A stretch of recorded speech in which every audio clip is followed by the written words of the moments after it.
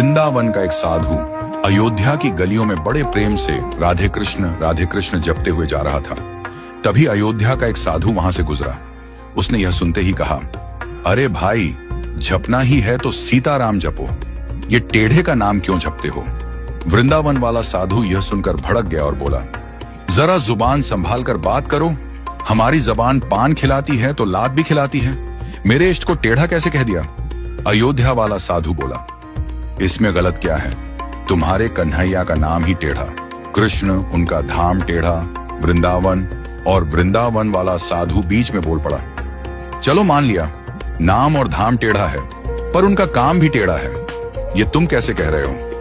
अयोध्या वाला साधु मुस्कुराकर बोला, तो सुनो, यमुना में नहाती गोपियों के कपड़े चुराना, रास रचाना, माखन चुराना, ये कौन से सीधे लोगों के काम है?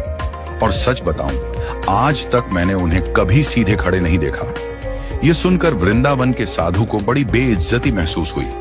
वह सीधा बिहारी जी के मंदिर पहुंचा, अपना डंडा और डोरियां पटक कर बोला, इतने सालों तक खूब उल्लू बनाया लाला तुमने, ये लो अपनी लखुटी कमरियां और सोटी भी।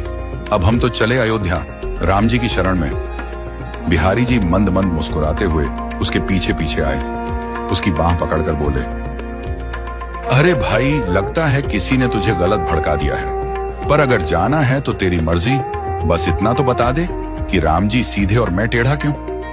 इतना कहकर बिहारी जी कुएं की तरफ नहाने चल दिए। वृंदावन वाला साधु गुस्से में बोला, नाम टेढ़ा कृष्ण, धाम टेढ़ा वृंदावन, काम सारे टेढ़े। कभी कपड़े चुरा लिए, कभी गोपियों के वस्त्र, और सीधे खड़े तो आज तक किसी ने देखा ही नहीं। अपनी सारी भड़ास वह वहीं निकाल बैठा। बिहारी जी मुस्कुराते रहे और चुपके से अपनी बाल्टी कुएं में गिरा दी।